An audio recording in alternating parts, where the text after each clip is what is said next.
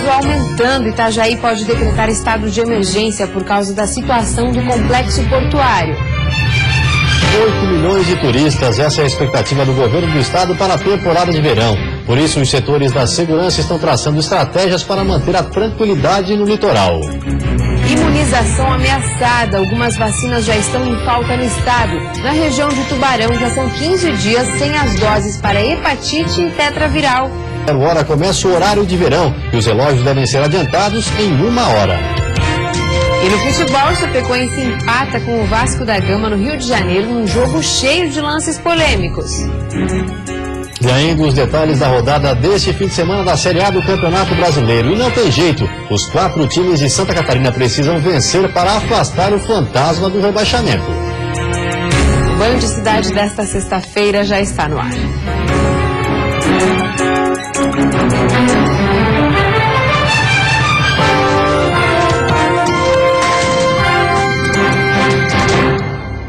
Olá, boa noite. Boa noite. Está sendo julgado em Chapecó o bombeiro acusado de ter matado a mulher e a sobrinha. Os familiares das vítimas acompanharam o julgamento.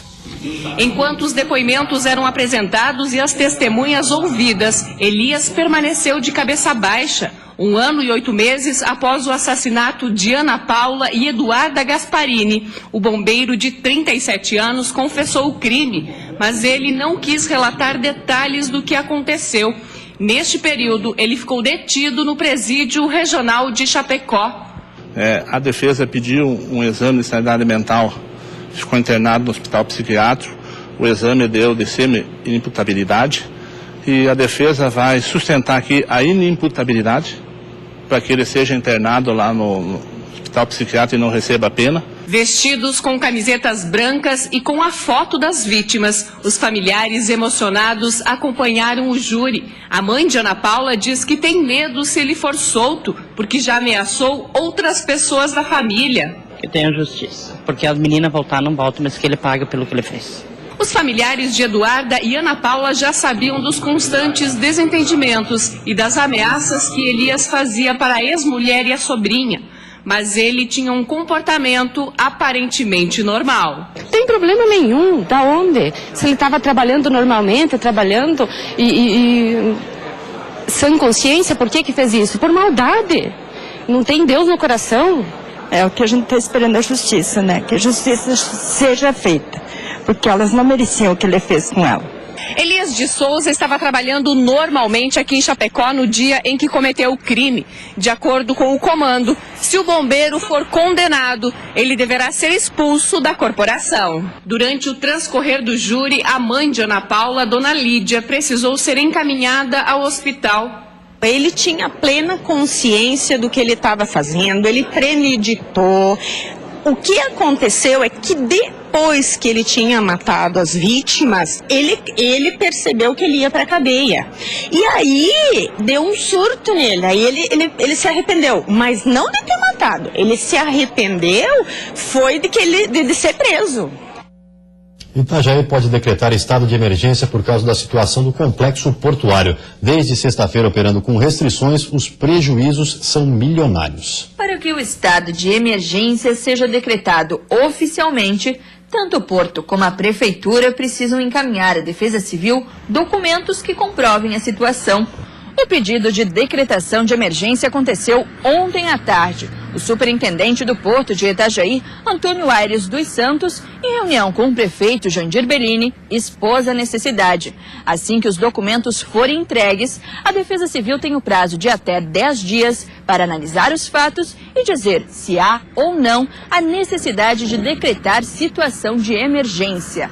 Caso esses documentos forem entregues ainda hoje, possivelmente até o início da semana que vem, já haja um posicionamento. O complexo portuário, que engloba os portos de Itajaí e Navegantes, está sem operar desde sexta-feira. Isto representa inúmeros prejuízos não só para a região, mas também para o estado e o país. Sem poder entrar, alguns navios aguardam em alto mar, o que resulta aos armadores custos de até $100 mil ao dia por navio parado. Outros cancelaram as escalas e optaram por descarregar as mercadorias nos portos de Santos e Paranaguá. Uma perda em receita de movimentação e taxas para as 2 cidades catarinenses. A situação é ainda mais grave no porto de Itajaí, que já sofre com a perda de 50% das linhas e, consequentemente, a queda na arrecadação. Porque como nós representamos 4% da balança comercial brasileira, e ela é significativa, porque primeiro o Porto de Santos, depois somos nós, isso tem um impacto muito grande nas exportações. Por enquanto, o canal de acesso aos portos não foi liberado e pode ser utilizado apenas com restrições devido à correnteza. Para poder avaliar a situação, a gente não tem recursos aqui de avaliação direta, né, de medição direta, então a gente recorre à medição do nível do rio em Blumenau, porque a gente tem uma ideia da vazão do rio, em Brusque também, embora o Itajaí-Mirim seja muito menor, mas ele também contribui, e a gente, para ter uma ideia da corrente, a gente se vê forçado a usar nossas lanchas para poder medir a velocidade da corrente. Não é um método satisfatório, nós reconhecemos isso, mas é o que tem. E a seguir, vacinas em falta no estado. A região de Tubarão já está há 15 dias sem doses para hepatite e tetraviral. E ainda indicadores de qualidade facilitam o repasse de R$2 milhões do governo federal para o Hospital Universitário de Florianópolis.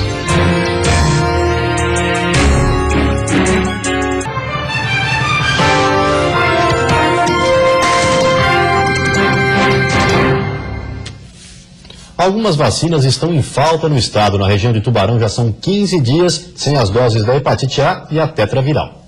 O problema atinge todo o país, especialmente para as vacinas de hepatite A e a tetraviral. Esta última protege contra o sarampo, a cachumba, a rubéola e a catapora. Nos 2 casos, são vacinas indicadas para crianças. Na região de Tubarão, há pelo menos 2 semanas, as prateleiras das 2 vacinas estão vazias. A compra e envio aos estados é de responsabilidade do Ministério da Saúde e a falta se deve a problemas burocráticos que vão desde a baixa produção até problemas com a importação do produto. De acordo com a Secretaria Regional de Saúde, por enquanto não há motivo para preocupação. Mesmo assim, é importante que os pais se mantenham informados nos postos de saúde do município. A enfermeira do setor de imunização da Secretaria Regional de Saúde de Tubarão afirma que a situação é incomum, mas que deve ser passageira. A gente nunca passou por essa falta de vacina, né? E é temporário isso, a gente não sabe até quando. Pode ser que até final do ano, né? Eu acredito que isso vai normalizar. O Hospital da Universidade Federal de Santa Catarina vai receber R$2 milhões do governo federal. A unidade será beneficiada porque cumpriu indicadores de qualidade. Os recursos são do Ministério da Saúde e fazem parte das ações do Programa Nacional de Reestruturação dos Hospitais Universitários Federais, em parceria com o Ministério da Educação. A portaria, já publicada no Diário Oficial da União, beneficia 49 unidades em 23 estados brasileiros, num total de R$87 milhões. O repasse deve ser pago em parcela única e pode ser usado em reformas, aquisição de materiais e ampliação do atendimento à população. O HU em Florianópolis vai receber R$2 milhões porque cumpriu metas de qualidade, capacidade de gestão e de desenvolvimento de pesquisa e ensino. Quem mora em Palhoça e ainda não fez o cadastramento biométrico pode aproveitar esse final de semana para colocar a situação em dia. O posto de atendimento da cidade vai estar aberto no sábado das 9 horas da manhã às 3 da tarde. Para cadastrar as digitais, é preciso levar um documento oficial com foto, comprovante de residência recente, título de eleitor atual e, no caso dos homens, comprovante de quitação militar.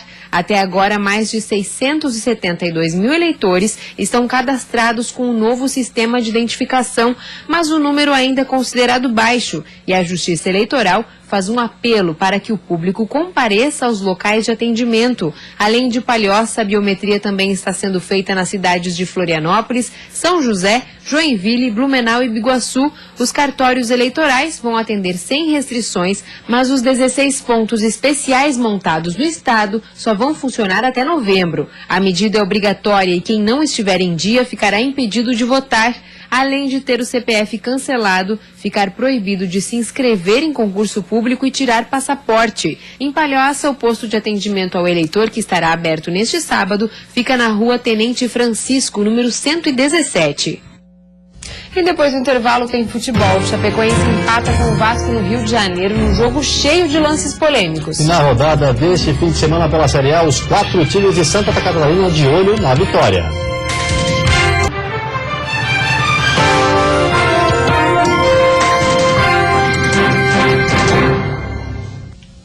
Futebol, um empate com sabor de vitória para a Chapecoense no Rio de Janeiro. O jogo teve vários lances polêmicos. Mais de 25 mil vascaínos apoiando, mas a Chape não sentiu a pressão. Bem postada, esperava e marcava bem a equipe carioca. E logo na primeira vez em que foi ao ataque, balançou as redes, mas o auxiliar viu posição irregular de Túlio de Melo. Aí foi a vez de o time da casa começar a reclamar. Leandrão se embolou com a zaga e pediu pênalti nesse lance. O juiz deu falta de ataque. E quando a Chape chegou outra vez, o goleiro Jordi salvou na hora H. Veio o segundo tempo, que já começou com polêmica. Túlio de Melo recebeu o cruzamento e testou firme pro gol. O juiz viu falta do atacante na hora em que foi se desvencilhar da marcação. Aí Andrezinho teve a chance de abrir o placar pro Vasco e botou pra fora. Mas logo o gol viria. Escanteio pro Vasco e o zagueiro Rodrigo subiu pra marcar. 1-0. Apareceu então a chance que a Chape precisava. Cruzamento na área e a bola bate na mão de Rodrigo. Pênalti. Bruno Rangel foi confiante para a bola e empatou. 1-1. Ainda teve tempo para mais polêmica. Escanteio para o Vasco e Thiago Luiz subiu com o braço levantado. Quem mandou seguir. Riascos ainda pediu pênalti nesse lance. Mas o jogo terminou assim. Vasco 1, Chapecoense também 1. E no domingo, às 5 horas da tarde, a Chapecoense enfrenta o Grêmio em Porto Alegre. E confira os outros confrontos da rodada do fim de semana, que tem como destaque o clássico entre Figueirense e Joinville. O Joinville não perde as esperanças. Depois da vitória contra o Curitiba por 3-1, o tricolor joga novamente diante da torcida, dessa vez contra o Figueirense, sábado às 9 horas da noite. O time continua na lanterna da competição com 27 pontos. Um resultado positivo diante do Alvinegro mantém vivas, mesmo que remotamente, as chances de permanência na Série A. Acho que os dois times chegam de igual para igual. Só que eu acho que a gente tem que fazer valer o fator casa, porque afinal de contas, com o torcedor do lado, a gente pode ter essa diferença que pode fazer com que a gente saia vitorioso. Para o Figueirense, a vitória por 3-0 diante do Flamengo já é passado. E o lateral direito Leandro Silva sabe bem o que espera o Figueirense no norte do estado. Além da briga contra o rebaixamento, o confronto entre os dois times traz à tona a confusão judicial que decidiu o campeonato catarinense. Por isso, o clima do jogo pode não ser dos mais amistosos. O retrospecto atual entre as duas equipes mostra uma supremacia do JEC. Em 6 jogos realizados nesse ano, o Figueirense perdeu 3, empatou 2 e venceu apenas 1. Vai ser um jogo de detalhes. Aquele que errar menos aí vai sair vitorioso dessa partida, mas a gente tem que recuperar bem esses dias aí que tem que recuperar e chegar forte lá para buscar um resultado positivo. Quem também precisa da vitória é o Avaí, primeiro time fora da zona do rebaixamento com 33 pontos. O adversário amanhã, às 6h30 da tarde, na ressacada, é o Palmeiras, que perdeu as 2 últimas partidas. A boa notícia para o Leão é o possível retorno do capitão Marquinhos, que não vinha atuando em função do problema no joelho. E pela Série B, o Criciúma joga nesse fim de semana diante da torcida. Se vencer, escapa da possibilidade de rebaixamento. Depois de 10 dias sem um jogo oficial, enfim o Criciúma vai voltar a campo. Amanhã, no estádio Heriberto Wilson, o Tigre encara o Ceará, no jogo que está sendo considerado como decisivo para eliminar as chances de rebaixamento do tricolor do Sudestado. E nesses 10 dias de folga, muita coisa mudou. Saiu o Petkovic, jogadores foram dispensados, mudou todo o departamento de futebol e até o presidente. Com Roberto Cavalo comandando o time no gramado, o Tigre inicia amanhã uma nova era e espera contar com o apoio do torcedor. Tem até promoção de ingressos a R$20 para lotar o Majestoso e apoiar o time rumo à vitória. E a seguir, prevenção e treinamento. Defesa Civil realiza na capital uma simulação de acidente envolvendo carga perigosa. E ainda com previsão da chegada de 8 milhões de turistas na temporada de verão em Santa Catarina, o Corpo de Bombeiros está preparando estratégias de monitoramento.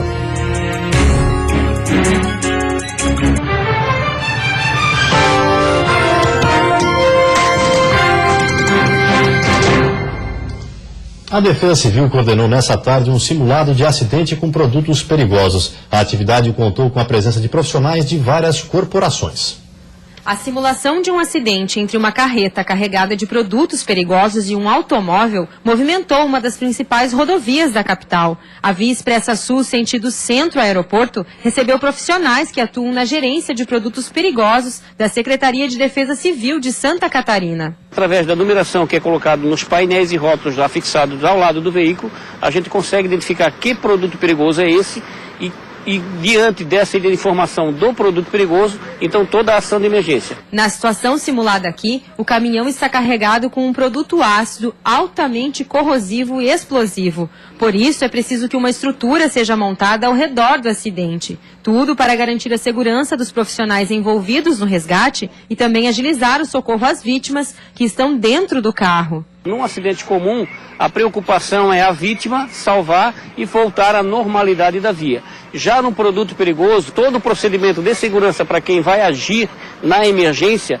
ele tem que estar voltado principalmente ao produto perigoso. As práticas realizadas durante este simulado são similares às de um acidente real e contam com a participação de várias instituições, como o Corpo de Bombeiros, Polícia Militar, Polícia Rodoviária Federal e Defesa Civil. Para este tenente, estas simulações servem como prevenção e ajudam a preparar os bombeiros para atendimentos reais. Uma ocorrência com produto perigoso, ela requer uma cautela ainda maior do que as ocorrências corriqueiras, né?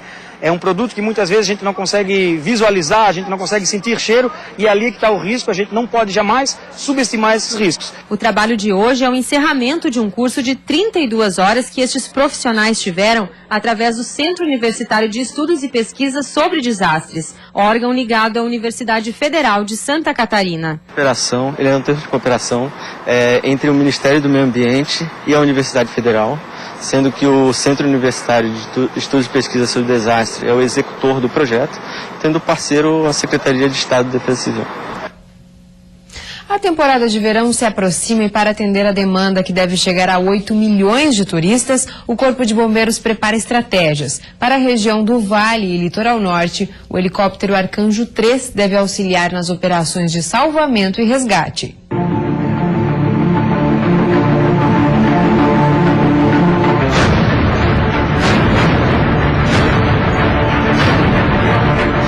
Esse resgate aconteceu em Balneário Camboriú, mas dessa vez foi apenas uma simulação. O helicóptero Arcanjo 3 está desde o começo do mês em Blumenau e vai ajudar o Corpo de Bombeiros nas operações de salvamento e resgate durante 30 dias. A intenção é que durante a temporada de verão, a aeronave seja utilizada nas praias do Litoral Norte. Um estudo científico feito pelo próprio batalhão constatou que a maior demanda do estado hoje são as áreas do Vale e Litoral Norte. Nossa ideia, se a aeronave se perenizar aqui na região, é que ela não fique só em Blumenau. No período de verão, a demanda maior é aqui no litoral. Então a ideia é que essa aeronave dela seja disponibilizada nos meses de verão, né? Em Balneário Camboriú e Itajaí. As praias catarinenses estão entre as mais procuradas no país durante a temporada de verão. E esse ano, o governo do estado se prepara para receber mais de 8 milhões de turistas.